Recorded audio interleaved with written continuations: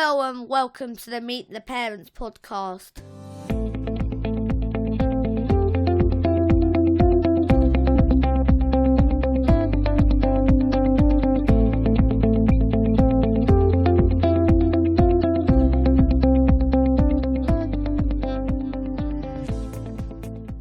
Good evening and welcome to episode 11 of the Meet the Parents podcast, as we bring you half an hour of real-life parenting stories from our team of mums and dads.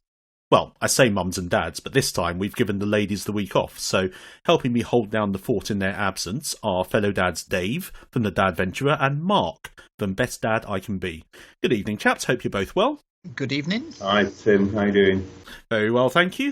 This week, we're going to talk about the ways in which we as dads are trying to be good role models for our children. Not that anyone ever sets out to be a bad parent, but one of the biggest challenges any of us faces is how to set a good example for our kids, as opposed to some of the more famous so-called role models that they're exposed to in life. You know, people such as Premier League footballers, Kim Kardashian, Donald Trump. Now, some of this we do in a conscious way. A lot of it is probably a little bit more subconsciously done, so let's start by discussing particular behaviours or lessons that we've consciously tried to reinforce with our children. Now, Dave, Elle's still not quite 2, but I guess you're already trying to set her something of an example, especially because, as a stay-at-home dad, you're her main carer during the day. Yeah, I guess so. It's not something that I massively think about, though, if I'm honest. Like, obviously, I want her to grow up and respect people and think of others and say please and thank you and all of those things that you'd want from your kid. But because she is still less than 2, it feels like we're a little way away from that at the moment. However, saying that, though, she is picking things up really quickly at the moment. So copying actions and starting to say words and things like that. So I am having to be very careful of what I say and maybe limit my swear word vocabulary a little bit, should we say. Oh, yes. Now, you've got this joy all to come. But let me tell you, there comes a point where they pick stuff up like a sponge and they do not forget it. And there's this amazingly disconcerting point where they start to parrot back not only the words that you've used to them, but the exact intonation and gestures that you give them. And it's like looking at a miniature version of yourself. Sometimes I used to look at Tom particularly and think he was just a miniature version of me.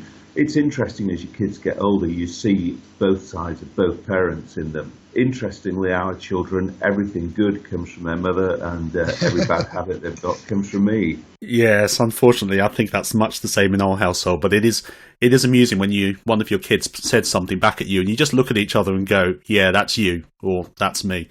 Our kids are aged between 8 and almost 4, so they're just at that really interesting period, I'm finding, where they're still heavily influenced by us, but they're also old enough to independently form their own opinions and behaviours. And I think a lot of the role modelling we try to display is of values and beliefs that are quite deeply ingrained on both of us. I think it has to be that way, really. It's hard to be consistent over the long term if you're trying to preach something that you don't really believe in yourself, and it's definitely easier if, as parents, both of you share similar sets of values. So I think for us it's mostly obvious stuff, you know, a good work ethic, showing respect for others, not lying. Now that's a very big thing for us.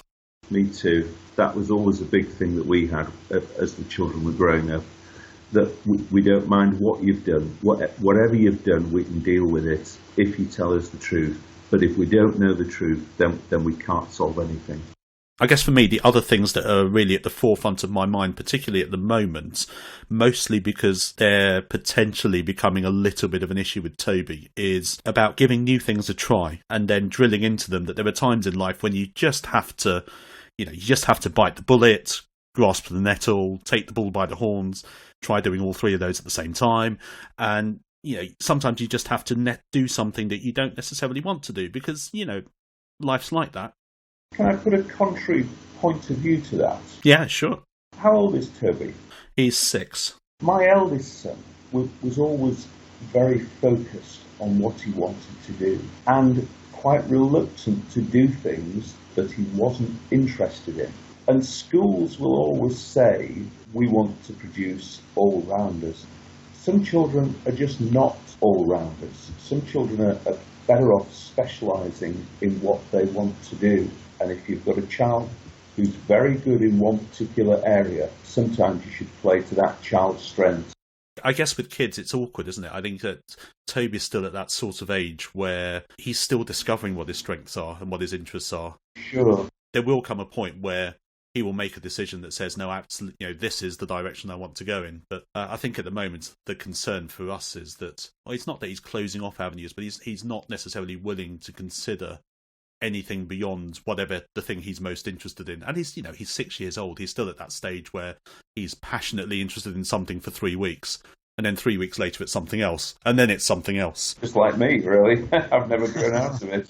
Mark, I mean, your kids are older than both mine and Dave's, so I guess the nature of trying to set an example or being a role model has evolved a little bit as your kids have progressed from toddler to preteen to teen and beyond. So, I mean, is there anything in particular that has either consciously or unconsciously changed over the course of time, or is it more just a case of trying to be consistent in what you do? I've never really consciously tried to be a role model in anything specific, apart from general things like tell the truth, as we've discussed. What I've found with my three is that they've all developed in ways, in areas which I really hadn't anticipated. And I think, I'll give you a simple example. When I was growing up at school later on, I played huge amounts of sports, to a reasonably good standard. I assumed my boys would do the same. In fact, neither of them are remotely interested in playing sport, but they have both got significant strengths in other areas. And I think as a parent, you've got to go with what your children's strengths are, without having preconceived ideas about being a role model in this or in that. I think values, beliefs are much more important as a role model. And that one you picked up on there, Tim, about a good work ethic. You're an Arsenal supporter, aren't you, Tim? I hate to use a quote from Sir Alex Ferguson, but he always said this thing that he thought hard work was a talent as well, the ability to work hard. One thing that really pleases me about my children is that they've all got a really good work ethic. Yeah, now I'm going to let you off with that Fergie quote just this one time, because actually I think it's very true. And I mean, similarly, I always have in mind the great South African golfer Gary Player, which is in a similar vein, where I think he was asked a question about, whether he believes in good luck, and his response was, the more I practice, luckier I get. And I think there's a large element of truth in that.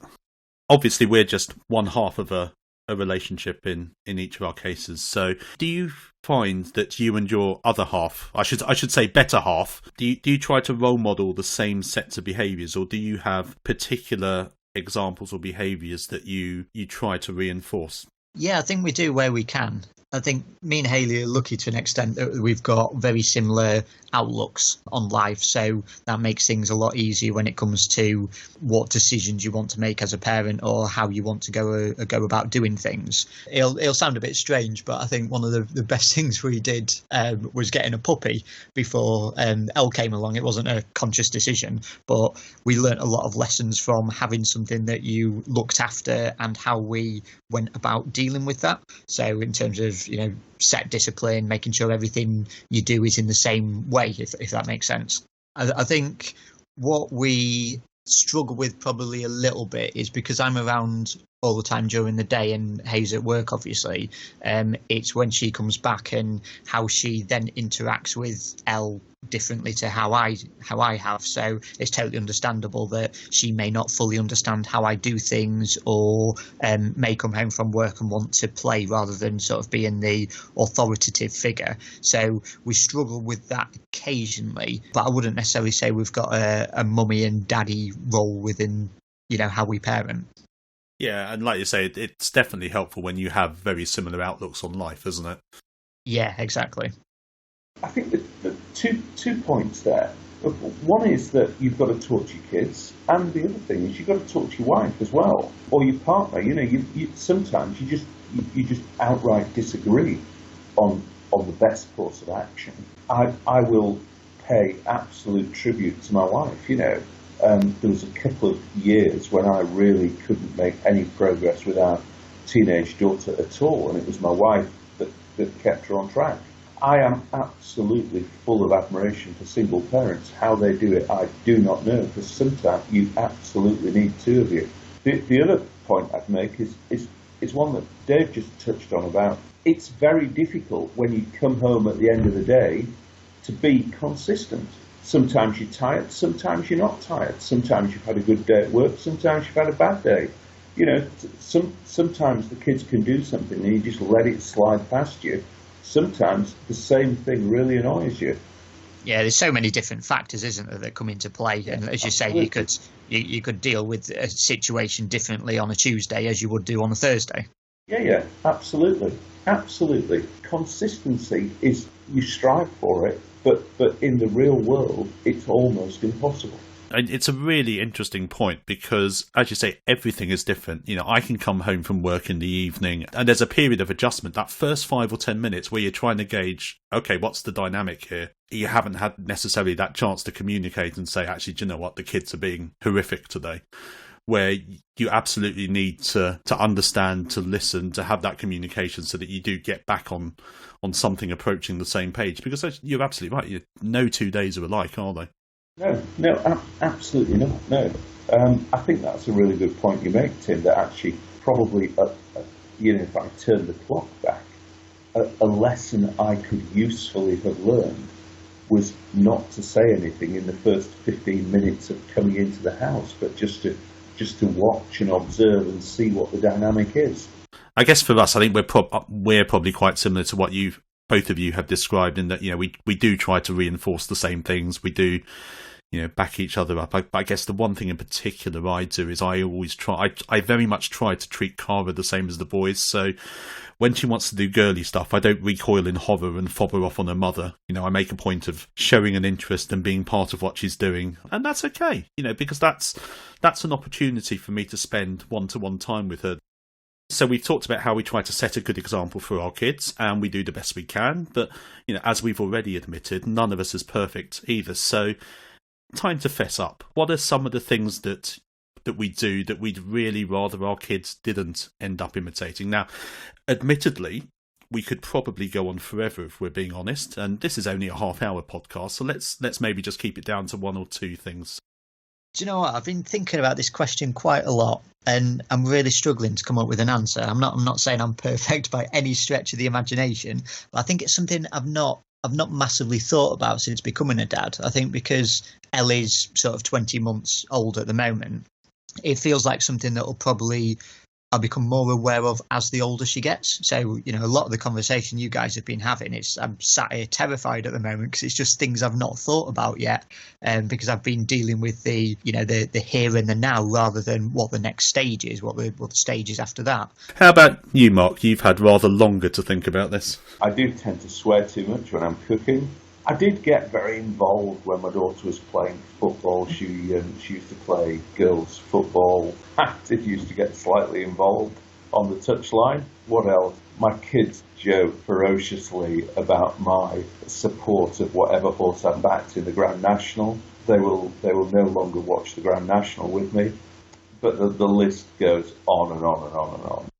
I guess with me, other than my tendency to fall asleep the moment I sit down on the sofa, which is something I consider to be something of a talent, although my wife doesn't, probably my worst habit is that I am the world's worst procrastinator. Now, I am naturally the kind of person who prefers to make a considered decision rather than rushing blindly into things, but I will admit there are times when I will also happily put things off as long as I possibly can and then end up flying around in a mad last-minute panic. So sometimes that's helpful because I do work better under pressure, but sometimes I'll admit that it is just it's me being lazy and dragging my heels. So yes, let's move swiftly on. So let's move the discussion on from ourselves for a minute. Looking at other dads, are there any types of behaviour that you see where you actively think, yeah, I'm absolutely not going to teach my kids to behave like that?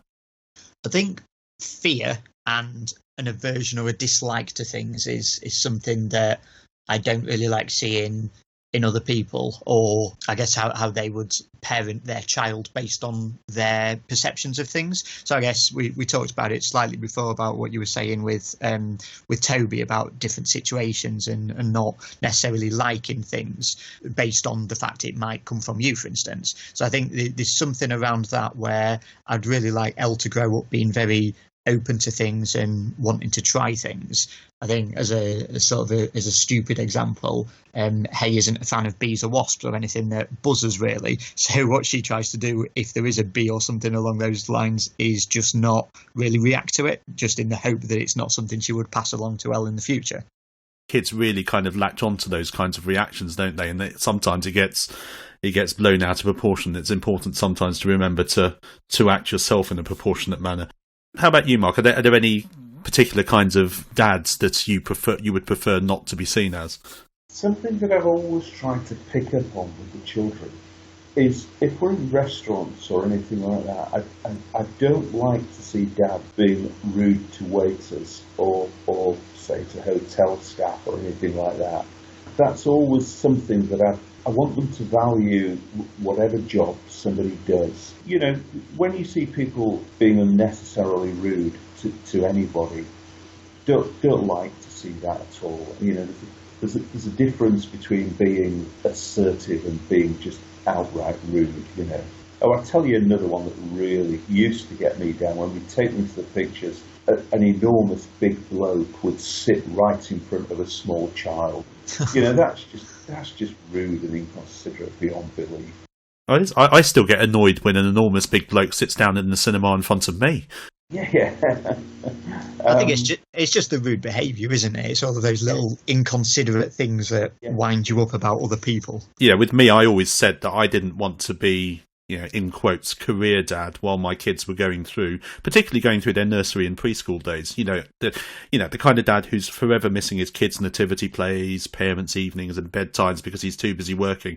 Now, that's not to say dads who do that are necessarily bad parents. There's often two sides to any story, and some dads just have jobs that, you know, require them to work long and inflexible hours or to travel a lot, or they're doing the extra hours to make ends meet. But, you know, as I think I've said before, you know, I had the luxury of becoming a dad in my mid to late 30s when I'd had the chance to work my way up into a job that's, you know, already pretty well paid, and, you know, it allowed me to set some boundaries about the kind of things that I did or didn't want to be considered for while my kids have been, you know, going through their formative years. Now that they're a bit older, you know, Cara starts school in September, I've reached a point where I can consider changing gears a bit and look at some different options. But, you know, the last 8 years, I wouldn't have missed that for the world, because when your kids grow up and you look back on them, you don't ever get the chance to get those years back, do you?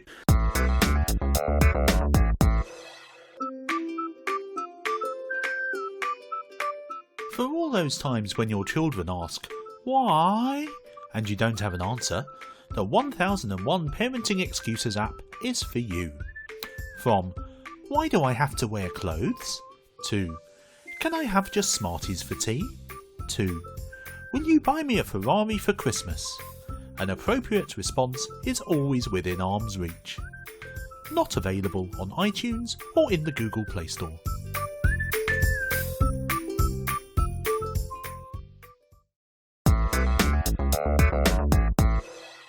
For the last section of today's discussion, let's talk about some of the lessons we've learned from our own fathers. So, Mark, you've spoken before about your regrets at your father dying before your kids were born, but what's the one thing you would say you most learned from him?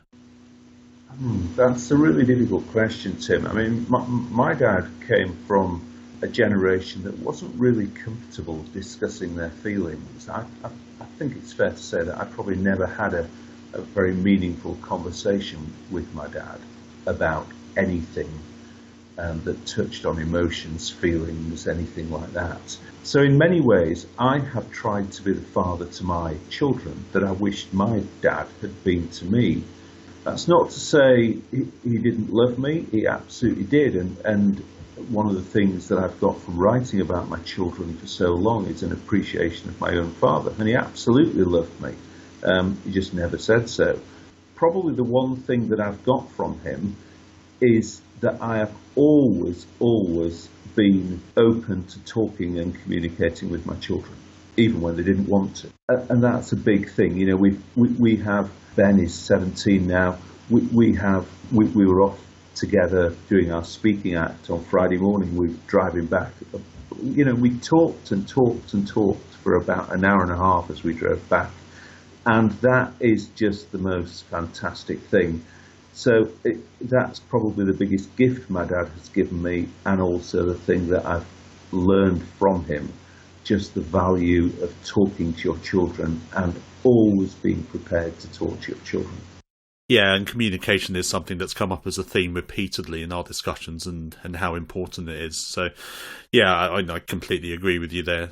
Dave, how about you? Now, I know you've written about this before, haven't you? So, what example has your father set you that's most informed the way that you've gone about being a dad? I think firstly, just to touch on what Mark was saying, it was really interesting to hear him talk then, because that's almost like exactly what my dad said to me as well. So my dad's, he's 50, 57, 58, something like that. And you know, he's said similar things where his dad was there for him, but you know, never really said that he loved him and all of this. So he's tried to set the example of communication and showing his feelings and all of that type of stuff. So it was just funny listening to Mark say that, because that almost sounded like what my dad said to me before. So going back to the question, one of them points I wrote about was around that type of thing. So it's around the whole be yourself. My dad is you know, he's a really nice bloke. He's always had time for us and had time for others. My dad isn't like a blokey bloke in the slightest. And I think being from a slightly older generation where you probably had to conform a little bit more to the image of what a man was or what a man should be, I think that was a really important lesson for me, realising I could be what I wanted to be. And I think that's something that I'd be wanting to pass down to Elle in the future, obviously. In terms of like a couple of other little things, I think the value of money was something that has been a really important life lesson to me, which I can sort of look back and think that came directly from my dad. So that allowed us to be in a position where, like, me and Hayley could buy a house when we were sort of 25 and things like that, because of the value of money and the lessons he taught around that.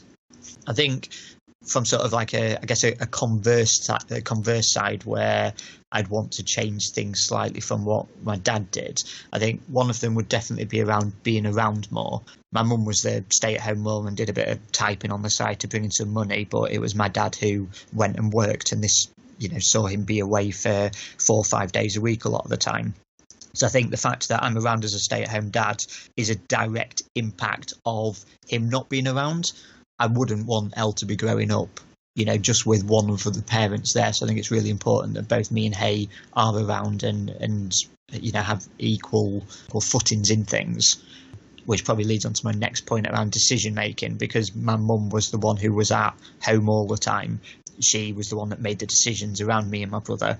And I guess at times I'd have just wanted my dad to have spoke up a bit and said, you know, no, I don't think we should do that because of this. So with me and Hayley, I want everything to be 50-50 when it comes to raising Elle. That was a bit of a rant. It sounded a bit like therapy, that, didn't it?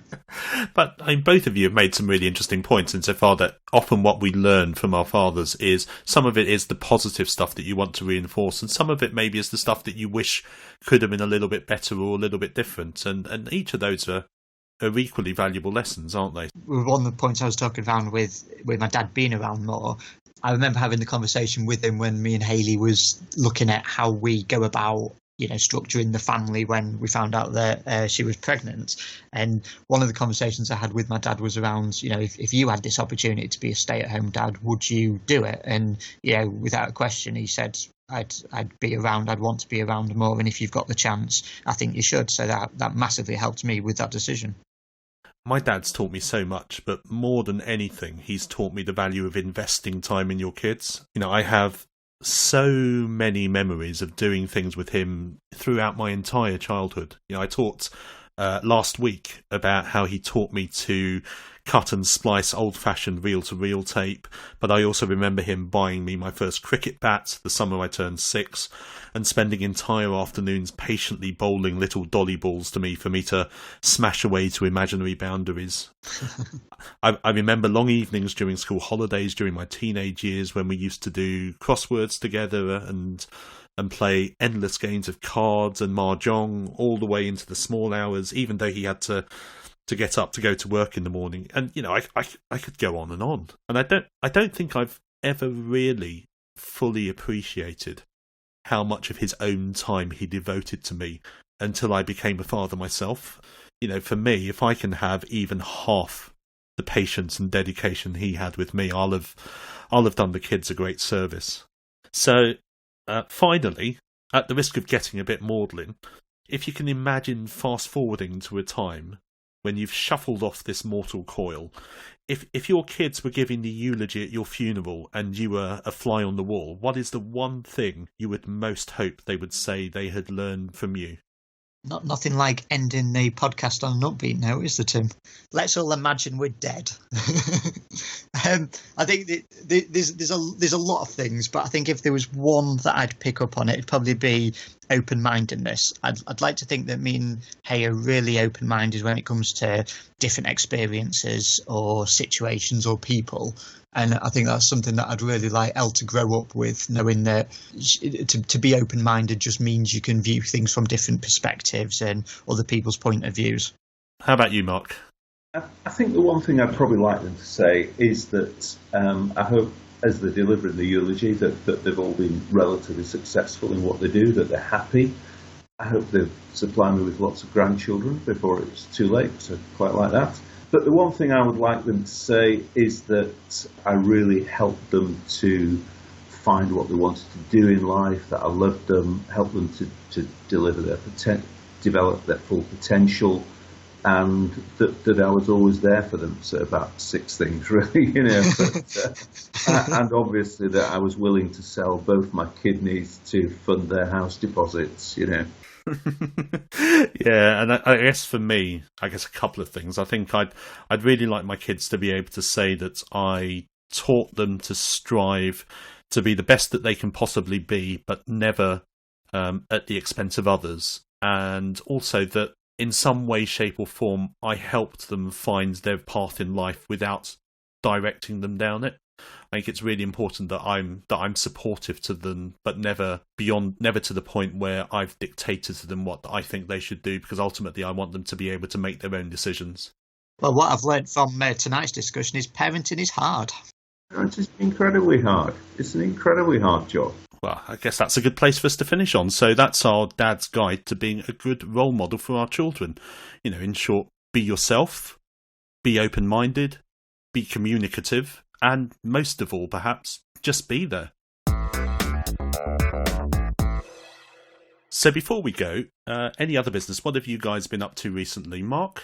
Well, as I just touched on in the podcast, Ben and I went and did our second father-son public speaking gig, which was good fun, but it was a breakfast meeting, so I had to get him up at 5 o'clock to get to that, which didn't go down terribly well with a teenage boy.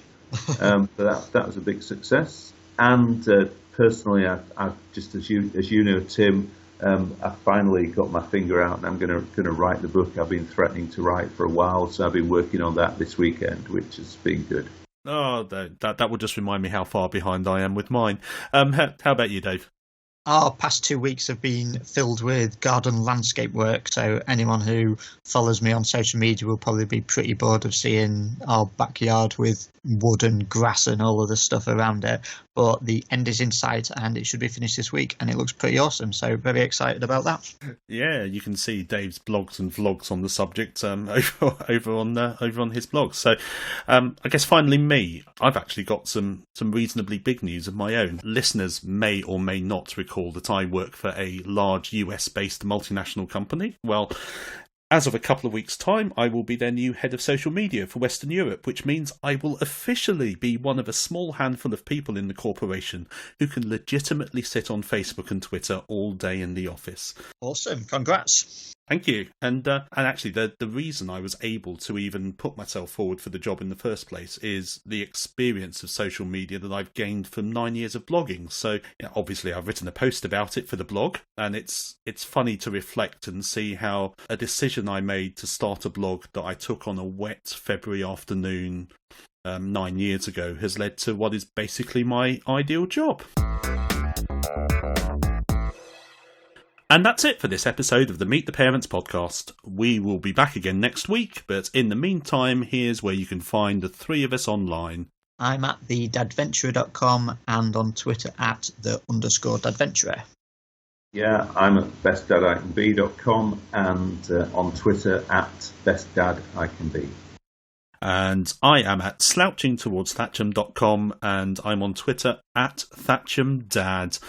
So you can download this podcast on iTunes and on Android devices, on our website at meettheparentspodcast.com and via a variety of podcasting apps.